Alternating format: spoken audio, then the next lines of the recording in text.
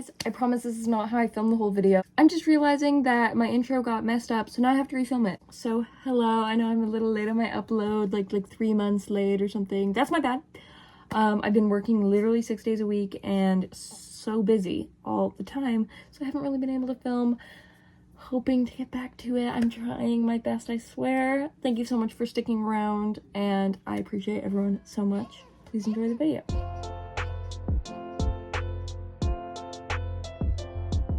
Worms in your shrimp tank. Let's talk about it and distract from the fact that I haven't posted in like 3 months. It's okay because here I am. I'm filming in my room today instead of the reptile room because you guys haven't seen the reptile room yet and I can't show you until it's ready to be shown.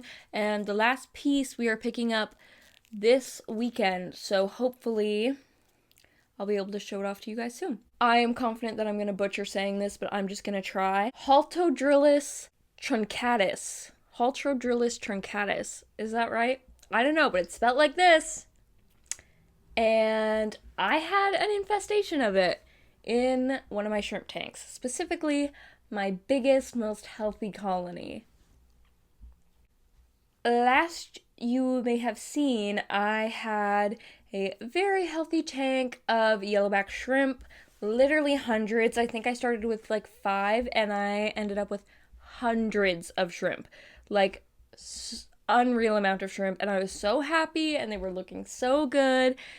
And then one day I did a water change and I noticed like for the next couple days that I was seeing a lot of deaths, and I was like, this is really weird, like why are they dying off? Was something weird with the water change? And I'm testing the water and I'm like, the water parameters look really good, the temperature's good, what is going on? So I go ahead and investigate the shrimp, and I see that there is little worms where their legs are and kind of in their swimmerettes. As far as Reddit has told me, I posted on Reddit, and as far as they told me, the worms probably didn't cause the die-off. So I have no idea what caused that. Let me just tell you, the Redditors did not appreciate the video with the worms. I am very upset about it though, but it said that the worms probably caused their immune systems to be lowered and the water change or whatever. I don't know. And I don't know what introduced them to my tank because I didn't add new plants, I didn't add new shrimp or fish from any store. I don't have fish with those shrimp. So I had to start up on actually treating them, which I was super freaked out about. So I started with the salt bath method. So it's 1 tablespoon of salt to 1 to 5 cups of the aquarium water. So I siphoned about 20% of the water from the tank and split it into 3 containers. 1 for the shrimp to be in, 1 where I'm going to do the salt, and 1 where I'm going to put the shrimp after the salt experience. So I did about 3 cups of water for the one that I was putting the salt in, and so I did 3 cups of the aquarium water, a tablespoon of salt, gave it a little mix-a-roni, and waited for everything to dissolve. One by one, I took a net and put a shrimp in, and I only did 1 shrimp in it at a time, and I left it for about 40 seconds. It says to do between 30 and 60 seconds, but I just did 40 seconds, 45 seconds for each of them, and I watch, and like you can see the wormies start to like curl up and then just fall off. Like in the net I could see all the little orange like circles or whatever, because apparently their salinity tolerance is very low. So I would, once I got to like 40, maybe 45 seconds, I scooped them out, put them into the next one, and still those, anything that didn't come off were dropping off. So I did 1 by 1 by 1, and at this point I only had 7 shrimp left from the original hundreds that I had, and some were smaller, some were full-grown adults. I finished the water change, filled up the rest of the tank, and then put the shrimp into the tank and left it for like 6 days. At this point, only 2 of the shrimp had like 1 or 2 of these worms left on it, and Obviously, that was not ideal. We did not want any left on them. So I was worried that they were going to, reproduce.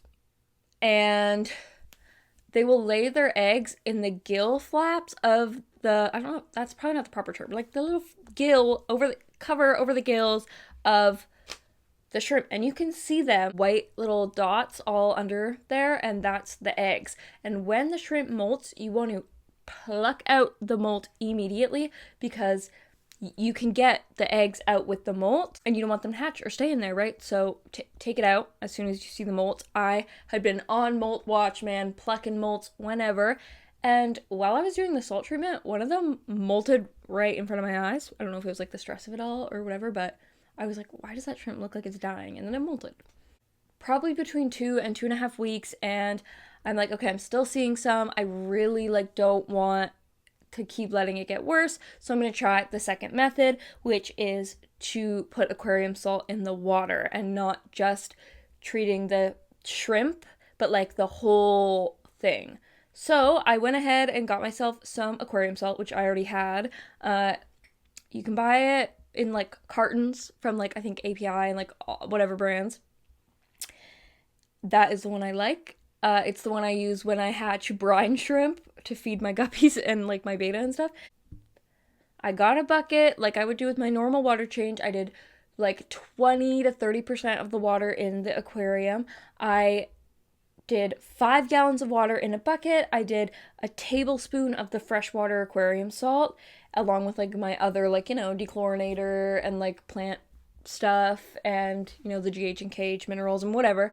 Let it dissolve, and then I tested it just for everything, just because I like to test before I do it for ammonia, nitrate, all the things, and the GH and KH, which the GH and KH were perfect, which doesn't really happen right immediately, so I was pretty excited about that.